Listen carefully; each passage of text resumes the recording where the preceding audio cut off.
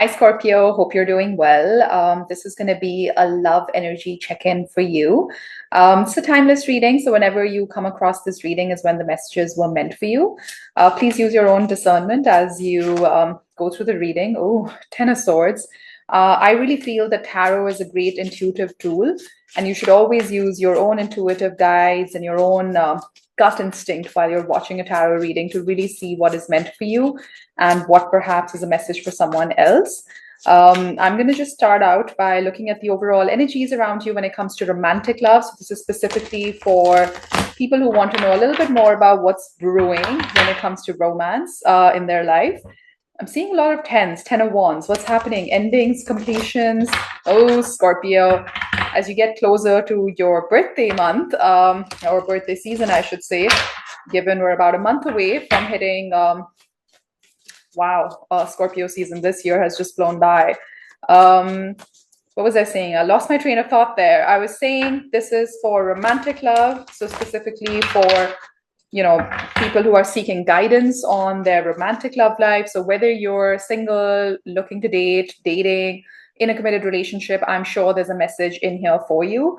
Just keep an open mind. And like I was saying, it's a general reading, so not all messages will resonate with all Scorpios watching. So I want you to really, see what resonates with you, take those messages and leave the rest behind. It's, simply for someone else. If it doesn't hit home, sometimes an entire reading would resonate, sometimes none of it would. So please keep an open mind.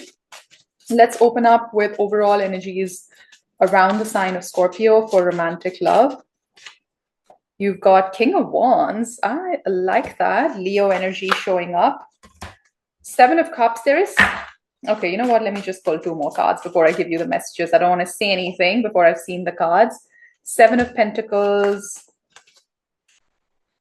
The Four of Pentacles. I feel like I'm connecting with a Scorpio energy that's actually quite focused on money and career right now, investing, really thinking about stability, where you want to put your money and investments in. Queen of Swords at the bottom of the deck. You might be a little bit closed off to love right now, or you're just being very discerning, which is a good thing, on what works for you, what doesn't when it comes to love. I'm connecting with a Scorpio energy that's also holding back a little bit. And I think that's why I was seeing the tens, the 10 of Swords, the 10 of Wands. I'm really sorry if you've gone through a recent breakup, a separation, something has ended in your life. I'm pretty certain of that with the 10 of Swords that showed up as the first card when I was shuffling for you. So I think you're taking a bit of a time out. You're focusing on yourself. You're making some bold moves in life. That is a typical Scorpio reaction, I think, to loss. You start to get busy sorting out your life, taking a stock check of what's working, what's not. Some of you could be really focusing on career, focusing on maybe like building a house, putting in an offer on a house, things like that. Your mind's not, or your mind and your heart is not so occupied with love at the moment, if I may say so. Let's clarify a little bit and then we'll go into incoming energies. I want to keep this reading kind of short and to the point. King of Wands, Seven of Pentacles, Four of Pentacles. Show me more. Money is on your mind. Yeah, you're taking a leap of faith with the Fool card. I do like that. I do like that. It does show me that there is a potential of opening up of the heart chakra. Four of Pentacles yet again, so twice. Knight of Rods. So that's the Knight of Wands. And you have the Seven of Pentacles yet again at the bottom of the deck. So your cards are repeating. We have the Seven of Pentacles, and we've got the Four of Pentacles and the Four of Pentacles again. So, I mean, you could be conflicted. I think there is a part of you that wants to just dive right in, take that leap of faith and believe in love once again. But there's a part of you that I think is still healing, and you should continue to do that. And I'm sure you're doing the inner work, the processing, the journaling, the writing, all of that. Because a big part of you is holding back. It's not sure if you're ready to sort of give in and all of that into love again. Three of Wands. Let me see what are incoming energies. Because right now I feel love's just not on your mind. There is a potential of new love or a beginning in love. Yeah, I'm seeing Page of Wands and the Fool. There is some news coming in if it hasn't reached you already. What's coming in the near future for Scorpio for love, near future? Three of Wands. Yeah, something that you've been waiting for starts to fall into place. Death card, that's Scorpio energy. Ooh, and there's a card behind it, the Sun card. Look at that, the happiest card in the deck. There's a renewal coming in, Scorpio. And I'm telling you, your birthday season, Scorpio season, is going to be very significant for you for love. There is an awakening.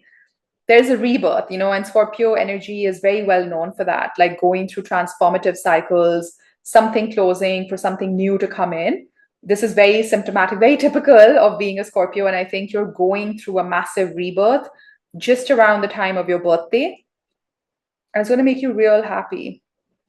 You've been able to churn something which felt very heavy, very difficult to churn through so far, but you have been successful. You're able to do it. Let's look at the Three of Wands, the Sun, and the Death card. Yeah, King of Cups, Scorpio energy showing up. Super convinced that this is happening around the time of your birthday. Seven of Swords, some of it, the Chariot. Wow, look at that. Major victory coming in for love for you, Scorpio. But I think some of you already know intuitively, you have a gut feel that this is going to happen for you, but you're not talking about it. You're keeping your cards pretty close to your chest with the Seven of Swords here. You have a bit of a strategy going on. Oh my God, you have the Sun card once again at the bottom of the deck. So we've now seen three cards in your reading that have repeated themselves, which means Spirit is doubling down on that message for you. What's going on, Scorpio? I'd love to hear from you in the comment section, because I see a massive awakening, a massive opening up in your love energies, in your romantic love life. There is a renewal. Now, whether this is with somebody new, like a brand new energy entering your life, or whether this is a renewal with an energy that's quite familiar to you, either which way, I think this is going to make you really happy, because you've done the thinking, you've done the healing. And for a Scorpio, that's really important to go through that process first, to really get super clear on what worked, what did not work, and why. Especially if this is a new cycle with somebody that you already know, you want to be super clear as to what's going to be different this time around and why. Who's coming in? I want to see if this is somebody from the past or somebody new. I do see potential for both, but I'd still like to just, I'm a little bit nosy, so I'd like to go a little bit deeper and see who's coming in for Scorpio in love. Five of Swords. Interesting first card to pull out. Chariot yet again. So now this is the fourth card that has repeated in your reading today. Chariot to the Chariot. So Spirit is really, really particular about its messages today for you, Scorpio. The Page of Cups. Okay. My gut feel, and I'm an intuitive reader, is telling me that this is somebody from the past, somebody that feels really conflicted about the separation and whatever went down between you and this person. They thought they could move on from this, but I see them coming back with an apology, with an offer of love, with kind of like bearing their heart out and kind of saying that, look, I feel like I've been left out in the cold. They're not having such a grand time without you, Scorpio. That much I can see. Could be distance involved with the Chariot card, can mean often travel or long distance kind of a situation. Let's just look at this person's feelings for you. How does this person feel for Scorpio right now? Page of Wands. Eight of Pentacles. Wow. King of Wands. Okay. So again, now this is the fifth card that's repeated, or the sixth card. I've lost track. King of Wands, King of Wands. This reading is really unique today. Everything's getting repeated. Page of Wands, Eight of Pentacles, King of Wands. They want to make this work. They want to be playful, youthful, happy. They want to have some fun with you. And I don't mean that they're just looking for something casual. I just think they miss that energy, that playful energy between you and them. They want to put in the effort. I think this could be somebody who perhaps did not put in the work previously, but now they've realized that, wow, 10 of Pentacles, Ace of Pentacles. This is almost giving me engagement kind of energy. Oh my God. Some of you are going to get proposed to. Well, congratulations in advance, if that is what you want. What is the outcome that they desire with Scorpio? What is the outcome that they desire with Scorpio? Though I think after seeing the 10 of Pentacles and the Ace of Pentacles, definite energy around wanting a new start, a new beginning, but a solid start. Out of the aces in a love reading, I love to see the Ace of Pentacles, because that's my most grounded, tactile, walking the talk kind of card. So I really like that for you, Scorpio, if this is what you so desire. But of course, this is a general reading. I'll never tell you what to do. You know your life best, and you should take a decision basis what works for you, what doesn't work for you. What is the outcome that they desire with you? Ace of Cups. Ooh, oh my God. Oh my God. Nine of Swords. This person's anxious. Oh my God. Seven of Swords. Once again, the Seven of Swords has repeated. You have so many repeating cards in your energy today. Look at this. Seven of Swords, Seven of Swords. This is a card of Aquarius, by the way. This person's really anxious. This person's kind of losing sleep over this, I feel. They really want this new beginning, but it also makes them really anxious because they're not sure perhaps where your head is at, Scorpio, and whether this will go through or not, whether this will work or not this time around. But they keep looking over their shoulder. This is, in the traditional Rider-Waite, which is this deck, it is a yellow card, and yellow cards are all positive cards. I know the Seven of Swords is not interpreted very positively on tarot channels on YouTube, but for me, it's always a card of strategy. And it's always a card of like looking over your shoulder, kind of thinking about, hey, I could move forward, but there's something that keeps pulling me back. Your pull is very strong, Scorpio, for this person. They keep wanting to look back and investigate this or think about this, that have I really done the right thing by not really giving this connection the attention that it deserved or the love, energy, effort, time that it deserved? I think this person might have, like I said earlier, might not have put in the effort at the time.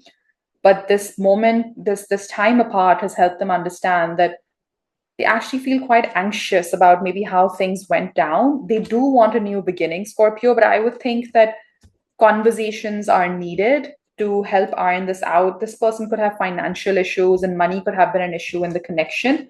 I'm not sure if they told you that. This person is giving me the energy of somebody who's not very comfortable talking about emotions, not very comfortable, having a mature, straight up kind of conversation. Look, they're always hard, but they are needed to build and sustain connections. This person might not have had very stable connections ever in their life, if that resonates with you. But I think they think about this a lot. They might not tell you that, or you might not know that. And I feel some of you watching will be like, I don't think this is my story because my person's completely moved on. I haven't heard from them in months. They don't seem like the person that, this really impacts them at all. I don't think any of that is true, Scorpio.